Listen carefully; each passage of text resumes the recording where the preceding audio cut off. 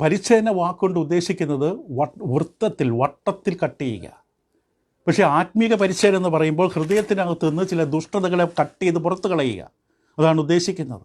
അങ്ങനെ പുറത്തേക്ക് വെട്ടി മാറ്റിയാൽ മാത്രമേ ഹൃദയം കർത്താവിനായിട്ട് ഉപയോഗിക്കാൻ പറ്റുകയുള്ളൂ. ഹൃദയത്തിൽ ദുഷ്ടത വരരുത്. അതാണ് യഥാർത്ഥ പരിച്ഛേദന, ഹൃദയത്തിൻ്റെ പരിച്ഛേദന. ശരീരത്തിലെ പരിച്ഛേദന ശസ്ത്രക്രിയ പോലെയാണ്. പക്ഷേ ഹൃദയത്തിൻ്റെ പരിച്ഛേദനയോ ആത്മീക ശസ്ത്രക്രിയയാണ്, ആത്മീകമായ സർജറിയാണ്.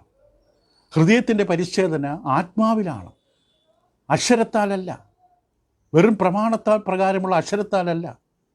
ഇവിടെ അക്ഷരമെന്ന് ഉദ്ദേശിക്കുന്ന ന്യായപ്രമാണത്തെക്കുറിച്ചാണ്. അക്ഷരവും ആത്മാവും വൈരുദ്ധ്യത്തിൽ അവതരിപ്പിക്കുന്നു. അക്ഷരത്താലല്ല, ആത്മാവിലുള്ള ഹൃദയ പരിച്ഛേദന. അപ്പോൾ യഥാർത്ഥ പരിച്ഛേദന ഹൃദയത്തിൻ്റേതാണ്, ആത്മീകമാണ്, അക്ഷരീകമല്ല, ബാഹ്യമല്ല. അത് യഹൂദനില്ല. പക്ഷേ പുറത്തവൻ പരിച്ഛേദന ഏറ്റു, പക്ഷെ അകത്ത് പരിച്ഛേദന ഏറ്റിട്ടില്ല. ഹൃദയത്തിൻ്റെ പരിച്ഛേദന ദൈവീകമായ ശസ്ത്രക്രിയയാണ്, ദൈവം നടത്തുന്ന ശസ്ത്രക്രിയയാണ്, ഏതെങ്കിലും മനുഷ്യൻ വെട്ടിമാറ്റുന്നതല്ല. യഹൂദനെ സംബന്ധിച്ച് ആത്മാവിലാണ് സംഭവിക്കാൻ. ആത്മാവിലുള്ള ഹൃദയ പരിച്ഛേദന എന്ന് പറഞ്ഞാൽ അത് ദൈവാത്മാവിൻ്റെ പ്രവർത്തനമാണ്. ദൈവം നിൻ്റെ ഹൃദയത്തിൽ നൽകുന്ന അടയാളമാണ്. യഹൂദനോട് ദൈവം പറയുകയാണ്, അത് നിനക്ക് വന്നിട്ടുണ്ടോ? നിൻ്റെ ദേഹത്ത് ഒരു കത്തി വീണതിൻ്റെ അടയാളമുണ്ട്, നിൻ്റെ തൊലിപ്പുറത്തൊരു കത്തി പ്രയോഗിക്കപ്പെട്ടു. അതല്ല നിന്നെ യഹൂദനാക്കുന്നത്. നിൻ്റെ ഹൃദയത്തിൽ ദൈവത്തിൻ്റെ കത്തി പ്രയോഗിക്കണം, ദൈവം ഇടപെടണം. അപ്പോൾ മനസാക്ഷിക്ക് അനുസൃതമായിട്ട് അവർ പലതും ബാഹ്യമായുള്ള പല ആചാരാനുഷ്ഠാനങ്ങൾ ചെയ്തു കൂട്ടുന്നു. പക്ഷെ അവർ യഥാർത്ഥമായി ദൈവം ആവശ്യപ്പെട്ടത് മറന്നു കളയുന്നു. ഇപ്പോൾ യഹൂദ മനുഷ്യൻ, യഹൂദ വ്യക്തി ജഡത്തിൽ പരിച്ഛേദനയേറ്റു, പക്ഷെ അവൻ്റെ ഹൃദയം അനങ്ങിയിട്ടില്ല, ഹൃദയത്തിന് മാറ്റമില്ല. ബാഹ്യമായ പല അനുഷ്ഠാനങ്ങൾ ചെയ്തു, ഹൃദയത്തിന് യാതൊരു മാറ്റവുമില്ല. ദൈവം നിൻ്റെ പരിച്ഛേദന പ്രയോജനമില്ല, നിൻ്റെ പരിച്ഛേദനയല്ല, ദൈവം പറയുന്ന പരിച്ഛേദന ഇതല്ല. അപ്പോൾ പൗലോസ് വ്യക്തമായി പറഞ്ഞു, ഹൃദയത്തിൽ പരിച്ഛേദനയുള്ളവന് മനുഷ്യരാലല്ല ദൈവത്താൽ തന്നെ പുകഴ്ച ലഭിക്കും. രസകരമായൊരു പ്രയോഗമാണിത്. യഹൂദൻ എന്ന വാക്ക് വന്നിരിക്കുന്നത് യൂദ എന്ന വാക്കിൽ നിന്നാണ്. യൂദ എന്ന വാക്ക് സ്തുതി എന്നാണ് എൻ്റെ അർത്ഥം. അപ്പോൾ യഥാർത്ഥ പരിച്ഛേദനയുള്ളവനെ മനുഷ്യൻ്റെ കയ്യടിയല്ല, ദൈവത്തിൻ്റെ കയ്യടി കിട്ടും, ദൈവത്തിൻ്റെ പുകഴ്ച കിട്ടും. ഇവിടെ മനുഷ്യർ കാണുന്നതനുസരിച്ചാണ് കൈയടിക്കുന്നത്, മനുഷ്യർ കാണുന്നതനുസരിച്ചാണ് പുകഴ്ത്തുന്നത്. പക്ഷെ ദൈവം ഹൃദയം നോക്കിയാണ് പുകഴ്ത്തുന്നത്. ശമൂവേലിനെ യെശയ്യായുടെ വീട്ടിൽ അയക്കുമ്പോൾ ദൈവം പറഞ്ഞു, നീ അവൻ്റെ പൊക്കവും വണ്ണവും ഒന്നും നോക്കരുത്, ഞാനും എന്നെ തള്ളിയിരിക്കുന്നു. നിങ്ങൾ കണ്ണിന് കാണുന്ന പോലെ നോക്കുന്നു, ഞാൻ ഹൃദയത്തെ നോക്കുന്നു. ദൈവത്തെ ഹൃദയം കൊണ്ട് സ്നേഹിക്കുന്ന മനുഷ്യൻ, ഹൃദയം കൊണ്ട് ദൈവത്തെ സ്നേഹിക്കുന്ന മനുഷ്യൻ, ദൈവത്തിൽ നിന്ന് അവന് പുകഴ്ച കിട്ടും, മനുഷ്യൻ്റെ പുകഴ്ചയല്ല. അപ്പോൾ ഇത് വളരെ വ്യക്തമാണ്. ഉൽപ്പത്തി പുസ്തകം 29:35, ഉൽപ്പത്തി 49:8 യഹൂദ എന്ന വാക്കിൻ്റെ അർത്ഥം സ്തുതി എന്ന അർത്ഥമാണ്.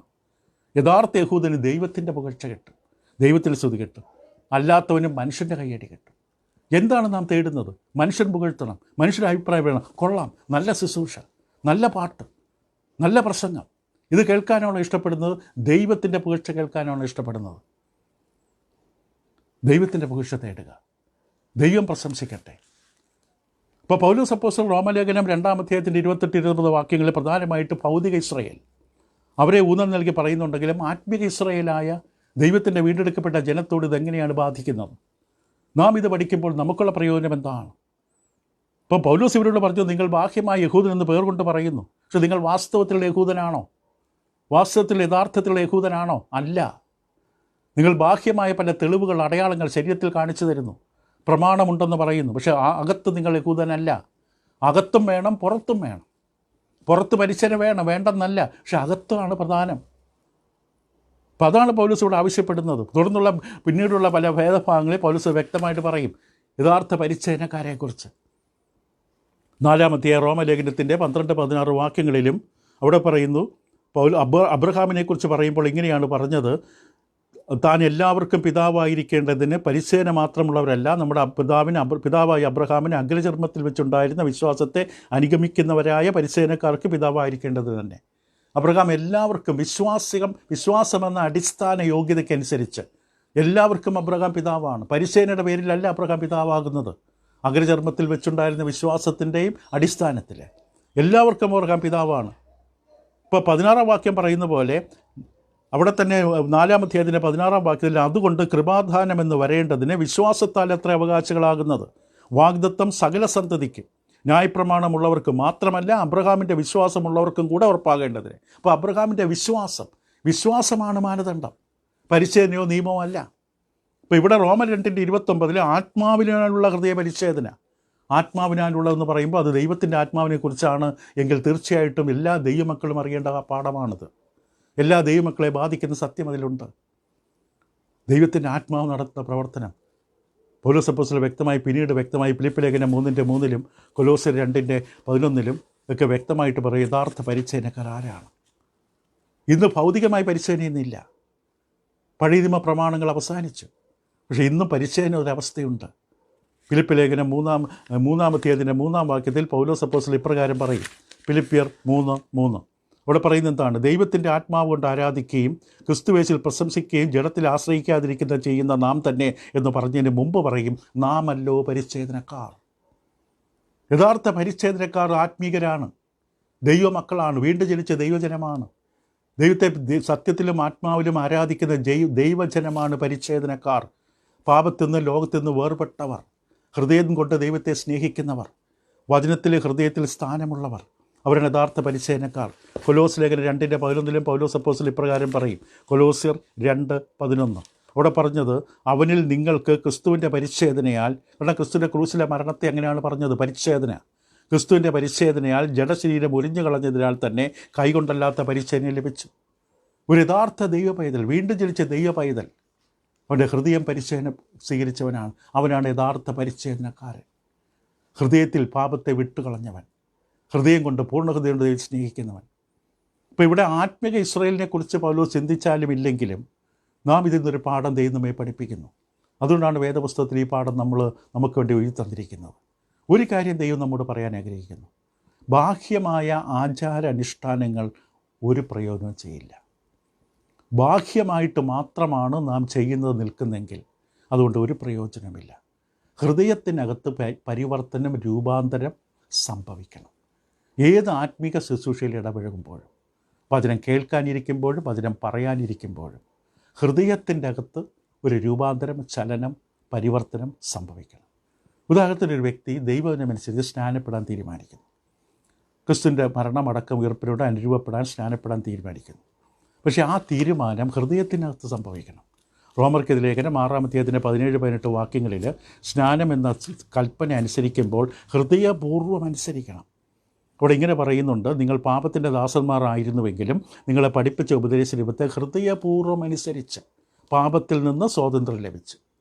അപ്പോൾ ദൈവകൽപ്പനയായ സ്നാനത്തെക്കുറിച്ചുള്ള ദൈവത്തിൻ്റെ സ്വർഗത്തിൻ്റെ ആലോചന അനുസരിക്കുന്ന വ്യക്തി ഹൃദയം കൊണ്ട് അത് ഉൾക്കൊള്ളണം. ക്രിസ്തുവിൻ്റെ മരണമടക്കം ഉയർപ്പിലൂടെ ഞാൻ ഈ സ്നാന ശുശ്രൂഷയുടെ പങ്കെടുക്കുമ്പോൾ കർത്താവ് യേശുവിൻ്റെ ക്രൂശിലെ പരമയാഗത്തിലൂടെ മരണമടക്കം ഉയർപ്പിലൂടെ എനിക്ക് വരാൻ പോകുന്ന രൂപാന്തരം ഹൃദയപൂർവ്വം സ്വീകരിക്കണം. അത് വളരെ ആവശ്യമാണ്.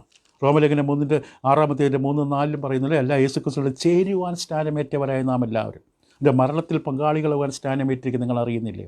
അങ്ങനെ നാം അവൻ്റെ മരണത്തിൽ പങ്കാളികളായി തീർന്ന സ്നാനത്താൽ അവനോട് കുഴിച്ചിടപ്പെട്ടു. ക്രിസ്തു മരിച്ചിട്ട് പിതാവിൻ്റെ മഹിമ ജീവിച്ചെഴുന്നേറ്റ പോലെ നാമും ജീവൻ്റെ പതുക്കെ നടക്കേണ്ടത് തന്നെ. ഇത് ഹൃദയപൂർവ്വം സമ്മതിക്കണം, ഹൃദയപൂർവ്വം വിശ്വസിക്കണം. അങ്ങനെ വേണോ ചെയ്യാൻ. അല്ലെങ്കിൽ നമ്മുടെ ദേഹം നനയുക എന്നല്ലാതെ വേറെ ഒന്നും സംഭവിക്കില്ല. ഒരു വ്യക്തി കർത്തൃമേശ എടുക്കാൻ തയ്യാറാവുകയാണ്. പുളിപ്പില്ലാത്ത അപ്പവും മുന്തിരിച്ചാറും പാനം ചെയ്തുകൊണ്ട് കർത്തൃമേശ പങ്കെടുക്കുന്നു. പക്ഷേ ആ കർത്തൃമേശ എടുക്കുമ്പോൾ ഈ അപ്പവും പാനപാത്രവും അല്ലെങ്കിൽ മുന്തിരിച്ചാറും പാനം ചെയ്യുന്ന സമയത്ത് തിന്നുകയും കുടിക്കുകയും ചെയ്യുന്നവൻ തന്നെ തന്നെ ശോധന ചെയ്യണം. 1 കൊരിന്ത്യർ 11:29, 23-30 1 കൊരിന്ത്യർ. ഇത് ശരിക്കും ചിന്തിക്കണം, ഹൃദയം കൊണ്ട് ചിന്തിക്കണം. ഇത് കർത്താവ് യേശു ക്രൂശിൽ എനിക്ക് വേണ്ടി യാഗമായി തീർന്നു, എൻ്റെ ഓർമ്മയ്ക്കായി ചെയ്യുവിനെന്നാണ് ക്രിസ്തു പറഞ്ഞത്. അങ്ങനെ ചെയ്തില്ലെങ്കിൽ തനിക്ക് തന്നെ ശിക്ഷാവിധി വിളിച്ചു വരുത്തുകയാണ്. പങ്കെടുക്കുന്നതിൽ ഹൃദയത്തിൻ്റെ പങ്കാളിത്തം വേണം. യഹൂദനോടും പൗലോസ് അതാണ് പറഞ്ഞത്, നിങ്ങൾ ബാഹ്യമായ അടയാളം ചൂണ്ടിക്കാണിച്ചുകൊണ്ട് യഹൂദൻ എന്ന പ്രശംസിക്കുന്നത്. പൗലോസൊന്നും ഇല്ല, നീ യഹൂദനല്ല, നീ ബാഹ്യമായ അടയാളം. ഞാൻ കർത്തൃമേശയെ പങ്കെടുത്തു, പക്ഷെ അതിൻ്റെ ഹൃദയത്തിൽ നിനക്ക് വേണ്ടി ക്രൂശിൽ കാൽവറി ക്രൂശിൽ യാഗമായി തീർന്ന കർത്താവിനുള്ള നന്ദി പ്രകടനമുണ്ടായിരുന്നോ? നിൻ്റെ പാപഭാണ്ഡം ചുമന്ന കർത്താവ് ക്രൂശിൽ അനുഭവിച്ച വേദനയും യാതനയും കഷ്ടതയും അപമാനവും നീ ശരിയായ തരത്തിൽ ഉൾക്കൊണ്ടുകൊണ്ടാണോ പങ്കെടുത്തത്? അങ്ങനെയെങ്കിൽ ഇനിയുള്ള ജീവിതം നീ എങ്ങനെ ജീവിക്കാൻ തീരുമാനിച്ചു? കർത്താവിനുള്ള നന്ദി പ്രകടനം, നന്ദി കരേറ്റിലായി മാറിയോ നിൻ്റെ ജീവിതം? ഇതൊക്കെ ചോദിക്കണം. ഒരു വ്യക്തി പാടാൻ ആഗ്രഹിച്ചു, ഉപകരണങ്ങളൊന്നും ഇല്ലാതെ പാടുകയാണ്.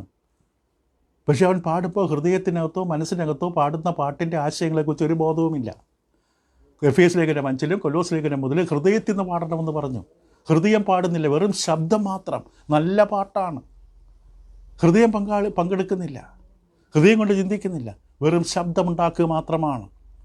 ഒരു വ്യക്തിയെ നല്ലപോലെ പ്രസംഗിക്കുന്നു, കഠിനമായി അധ്വാനിക്കുന്നു, നന്നായി ത്യാഗത്തോടെ നൽകുന്നു, പക്ഷേ ഹൃദയത്തിനകത്ത് സ്നേഹമില്ല എങ്കിൽ ഇതുകൊണ്ട് ഒരു പ്രയോജനമില്ല എന്ന് പൗലോസ് കൊരിന്ത്യർ ലേഖനം 13-ാം അധ്യായത്തിൽ പറയും.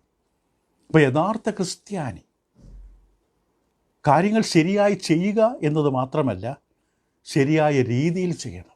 ശരിയായ കാര്യങ്ങൾ ചെയ്യണം, ശരിയായ രീതിയിൽ ചെയ്യണം. പുറമേ അകമേ ആവശ്യമാണ്.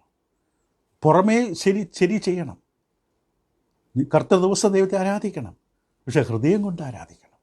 സ്നാനപ്പെടണം, പക്ഷേ ഹൃദയപൂർവ്വം അനുസരിക്കണം. കർത്തൃമേശ പങ്കെടുക്കുമ്പോൾ ഹൃദയപൂർവ്വം അത് ധ്യാനിച്ച് പങ്കെടുക്കണം. രണ്ടും ആവശ്യമാണ്. അതുകൊണ്ട് യഹൂദനോട് പൗലോസ് പറഞ്ഞു, ബാഹ്യമായ അടയാളം കാണിച്ചുകൊണ്ട് യഹൂദനെന്ന് പ്രശംസിക്കരുത്. ഇതല്ല പരിച്ഛേദന, ഇതല്ല യഹൂദൻ. നീ പറയുന്ന യഹൂദനല്ല യഹൂദൻ. അതുകൊണ്ട് പുറമേ യഹൂദനായവൻ യഹൂദനല്ല. അപ്പോൾ വേറെ ആരോ ആണ് യഹൂദൻ. പൗലോസ് പറഞ്ഞു തരും ആരാണെന്ന്. എന്ന് പറഞ്ഞ് പുറമേ ജഡത്തിലുള്ളത് വെറും ജഡത്തിൽ മാത്രമേ ഉള്ളൂ നിൻ്റെ പരിച്ഛേദന. എൻ്റെ ഹൃദയത്തിനകത്ത് ദൈവത്തോടുള്ള യാതൊരു സ്നേഹമോ ബഹുമാനമോ പാപത്തുള്ള വെറുപ്പോ ഇല്ല. നീ ഇന്നും പരിച്ഛേദന ഏറ്റിട്ടില്ല. യഹൂദനോട് പറഞ്ഞു, പക്ഷേ ദേഹത്തൊരു അഗ്രചർമ്മം ചേലാകർമ്മം മുറിച്ചു കളഞ്ഞു. പക്ഷേ ഹൃദയത്തിനകത്ത് മുറിവ് വന്നിട്ടില്ല. ഹൃദയത്തിനകത്ത് വേദനയില്ല, ദൈവസ്നേഹമില്ല, ഭയമില്ല, ബഹുമാനമില്ല. ദൈവം നോക്കുന്ന ഹൃദയമാണ്. ദൈവവചനം കേൾക്കുന്ന നമ്മളോട് ദൈവം ചോദിക്കുന്ന, നിൻ്റെ ഹൃദയം എവിടെ? ഹൃദയം കൊണ്ട് നീ കേൾക്ക്, ഹൃദയം കൊണ്ട് നീ അനുസരിക്കുക. അപ്പോൾ ദൈവം ഞാൻ നിന്നെ പുകഴ്ത്തും. ദൈവം നമ്മെക്കുറിച്ച് അഭിമാനിക്കും. നമ്മുടെ ബാഹ്യമായ ഒന്നും കണ്ടിട്ടല്ല, പക്ഷേ ബാഹ്യമായത് വേണം. സ്നാനമേൽക്കണം, ഉപകരണ സംഗീതങ്ങളൊന്നും ഇല്ലാത്ത ദൈവത്തെ ഹൃദയത്തിൽ നിന്ന് പാടണം. പക്ഷേ ഹൃദയം വേണം എൻ്റെ പിന്നിൽ. ബാഹ്യമായതും വേണം, ആന്തരികമായ പ്രധാന ഘടകവും വേണം. തുടരാം അടുത്ത പഠനത്തിൽ കൂടുതൽ ആഴങ്ങളിലേക്ക്. ഇത് നമ്മുടെ ജീവിതത്തെ വെല്ലുവിളിക്കും. ദൈവത്തിനെ അറിയാൻ, പഠിക്കാൻ, സത്യം അറിയാൻ ആഗ്രഹിക്കുന്നവരാണെങ്കിൽ, ഇല്ലെങ്കിൽ ഇത് ന്യായവിധിക്ക് കാരണമാകും. കാരണം യഹൂദൻ പണ്ടേ അറിയാം, ദൈവം ആഗ്രഹിക്കുന്നത് ഹൃദയത്തിലെ പരിച്ഛേദനയാണ്. പ്രവാചകന്മാരോട് ആവർത്തിച്ച് മോശയും ലേവ്യാപുസ്തകത്തിലും എസെക്കിയേലിലും യിരെമ്യാവിലും ആവർത്തിച്ച് പറഞ്ഞു, ദൈവം നോക്ക് നിങ്ങളുടെ ഹൃദയമാണ്. അവിടെ വേണം പരിച്ഛേദന. വേർതിരിക്കപ്പെട്ട ഒരു നില ഹൃദയം കൊണ്ട് വേണം, എങ്കിലേ ജീവിക്കാൻ പറ്റൂ. ദൈവം നിങ്ങളെ സഹായിക്കട്ടെ. തുടരാം അടുത്ത പഠനം.